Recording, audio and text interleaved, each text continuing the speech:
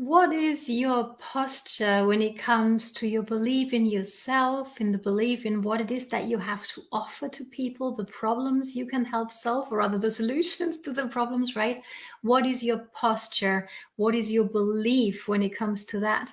And if you're not 100% sure, how about this week we take the time to actually deepen that belief, increase that belief, so you can talk with that posture that is so very attractive to all of us, right?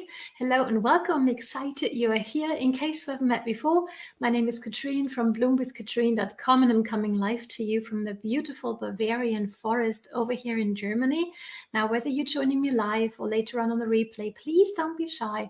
Drop down below your name and where you're tuning in from, because I'm looking forward to being able to circle back around and say hi to you, because I want to help you take your networking business into the online space, into the digital space, and create sustainable success for yourself, and one where you can actually enjoy the journey, right? I like to call it a soulful success as well, because at the end of the day, if you feel you have to sell your soul to create success, what's the success worth to you, right? Not much. So here's the thing, and I actually have a little story to share with you as well around this. And this is actually part of a 3-series video. So this is series number 1, part number 1 rather, where we're going to dive deeper into how you can increase believing in yourself. Number 2 is how you can increase believing in your products more and talk with posture and conviction about those. And number 3 is going to be same thing, your belief, talking with posture and conviction when it comes to your company, your comp plan, the system that you're building with. Okay, so I'm looking forward to diving into believing in yourself more today, because that's what it comes down to most. And here's my little story. Okay, so a few years ago, I had a huge medical challenge. I was in so much pain in my left shoulder that I was actually hospitalized. I had to have loads of medication. And all I remember from those 3 days before I actually met with the surgeon was the question, okay, where is your pain level from 1 to 10? If you've ever been in that kind of pain, you know what I'm talking about. And I gave them a 20 every single time they asked me. So they obviously increased the dose again and again and again. And then one day stepped in this surgeon, right? And he was confident. He had the posture of a surgeon, right? And in he came and he said, hey, Katrine, I get it that you're in very much pain. Yes, there is a surgery we can do. And I have done it a few times, and actually very often, he said something like that. I can't remember, and I can't quote him word for word anymore, but you get what I mean, right? So he's very confident in what he was saying.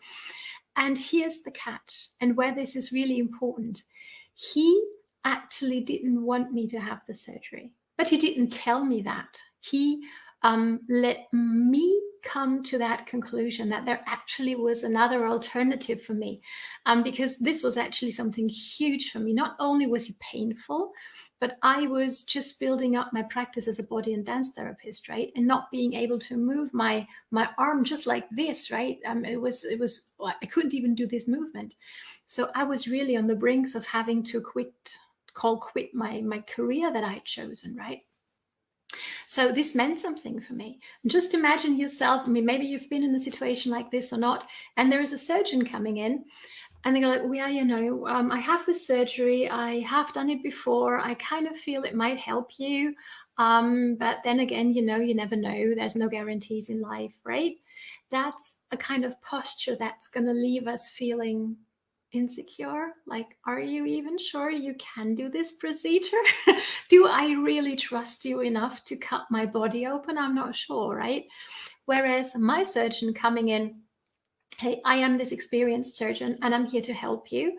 And he could have told me, and I would have signed the papers. He could have told me, hey, Katrine, this surgery is going to save you. It's going to save your body and dance therapy practice. Let's go ahead and do it. I would have signed the papers then and there, because I so needed a solution to my problem, right? And if he'd sold me on the surgery being the only option for me, I would have had that surgery. But here's what he actually told me. He told me, I have this surgery, I have done it. And he said it very confidently. I've done this many times, and I have seen success in about 60% of cases. But for 40%, we didn't really see an improvement. Now, and I don't want you to go down that route. So how about, and this is what he told me, how about you with your training as a body and dance therapist, with whatever it is that you're doing there, why don't you go ahead and apply what you already have and what you know of to your own benefit, right? And that's what I actually chose to do. But my point being, and I hope it's coming across, is had he told me the surgery is the only option for you, I would have had the surgery, no questions asked, because of his posture. Okay? So let's apply this posture, this kind of posture, when we speak to a prospect, when we post, when we do a live video, right? And let me know down below. I'm really curious what you think of when you hear the word posture. Because also being a body and dance therapist, obviously, the first thing that comes to my mind is posture when it comes to your physical bearing, right? When you're doing a live video, are you like slouching in your chair? Like, yeah, I'm kind of sad, or I'm kind of tired today, but I'm still here. No, you can feel that energy, can't you? Drop me your favorite emoji down below if you can feel the energy coming through when I'm like laying back here and going, yeah, well, you know, I'm going to talk about something today. Or when I sit on the edge of my chair, really upright, right? And really present. I hope you can feel the difference. Let me know down below, okay? So this is huge. So posture is physical, but it's way more than that. And I'd like to dive into that more this week, because I think this is really huge. Because posture, maybe you've heard about this, that the truly successful people do not have any challenges, but they overcome their challenges. They detach themselves from the outcome of their actions, right? Meaning, if they're speaking to a prospect and the prospect, for whatever reason, says no, they aren't emotionally attached to that. Meaning, they don't need the other person to join them.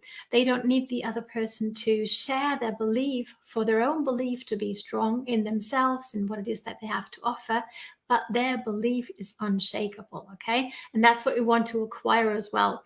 So never ever we're going to convince, try to persuade, or try to prove something to anybody, but we're actually giving out a gift. We're offering a gift, the solution to a real problem to people, right? But we can do that with this kind of posture. Yeah, I think I have something that might be able to help you. I'm not sure. Or going, hey, I'm really excited about what I have to offer you, and I really feel this make a difference for you, right? So this kind of posture, however, is something that we need to build if you're not born with it, and hardly any of us are, right? So let's work today and look a bit into increasing the belief in ourselves first today, because that's really maybe the most important thing, because that's what's gonna hold you back from doing whatever it might be when it comes to showing people with posture, with dignity, the things that you have to offer, right? If you don't have the belief in yourself, you're going to be it's going to be very hard for you to come across as that person who knows what they're talking about and who has confidence in being able to lead people, okay? So here's a few ideas that I've collected over the last couple of weeks for you, what you can do, what you might choose to do to build the belief in yourself first thing, okay? And we're going to go into the others on the next videos. So number one is, I would love to invite you to take out a sheet of paper, piece of paper and a pen, and write down past challenges in your life, okay? All the challenges you can think of that come to mind, you can drop them down below if you feel comfortable with that, or just take it out and write it out on a paper for yourself. So you actually have a place to go back to that reminds you not to have another, pity party for yourself because you've had such a hard life, right? That's not what I want you to do, but rather draw strength from the fact that you overcame those challenges, okay? Whether those challenges were financial, were, I don't know, medical like mine, maybe it was an emotional challenge, whatever that might have been, but you were still able to put food on the table. You're still here, right? That in itself, especially if it's a medical challenge, can be a huge source of self-belief, right? So let's focus on that. Let's remind ourselves of that. And I personally, I love vision boards, but I also have I overcame these challenges board. And I actually add to that whenever I feel, hey, I've overcome another obstacle in my life. I actually add to that, and I have it here in my office. Actually, I'm not going to show it to you because it's a kind of like personal to me, but maybe you want to create one like that for yourself, right? Or just write it down on a sheet of paper and really save that and have it present for yourself. So whenever you need to draw more power into your self-belief, you can go back to that list. I hope this makes sense. Let me know, right? You are still here. You're a survivor of whatever it might have been, right? Or you wouldn't be here anymore. So draw strength and confidence from knowing that you've overcome things, right? Maybe you wanted to go to a certain kind of school and it was a challenge for you. Maybe you started a school and at some point you weren't sure whether you were going to be able to succeed. Pardon me, right? So draw strength from these moments when life maybe also threw you curveballs and you were able to use those stepping stones to actually build it into your path towards your success, right? So hope this makes sense. Enjoy doing that. Idea number 2 is remember that confidence doesn't just come like that, but it comes from practice. Now, I have a few friends who are basketball players, and here's what they like to tell me is if you want to become a confident and successful basketball player, you want to practice every single day. Me in my body and dance therapy, I have many people who have shoulder pain, who have like limitations in their range of motion, right? And there's always 2 types of people, right? And I can tell within a few seconds who they are. And there's the kinds of people going to tell me, oh, I can't do that movement. No, it's impossible, impossible, impossible. And they're going to tell me that today, next week, next month, next year. Okay. And there's another kind of person who says, oh, I really can't do that movement right now. Let's work on this, okay? And they are willing to put in the effort to go right until the limitation, right where it actually becomes painful, right? And that's what I did as well, by the way, right? Working on along that limit of range of motion is what actually gives you more and more range of motion over time. And this is a huge win for me that I'm able to do this movement with both of my arms, okay? So use it, use your joints, use your activities or lose them. Use your capabilities or lose them. It is very true, as much as it is in the range of motion in your body, as with the range of activities in your business, right? So we want to take those actions. That is what's going to build confidence. And number 3 is accept that failure is a part of this journey. It's part of the process. It's normal, right? None of us are gonna, do our first live video and be an expert at it. None of us are gonna post one post without doing anything else on social media and have like a viral post. That's not gonna happen, right? But it is part of the process, so let's not beat ourselves up for not getting successful within the first instance, but accept that failure is part of the process, and you can now use these stepping stones again, right, to build them into your path towards your success. Number 4 is celebrate your wins every single day, okay? So at the end of the day, I like to sit down and actually write down a done list, things that I've achieved on that day. Yes, I will also write a to-do list. Of course, I've got my to-do list, but I also have my done list. And that's growing just as much as the to-do list, by the way. And that's a really good feeling. And on that done list, don't only go business related achievements, right? It might be that I had a great time with my son.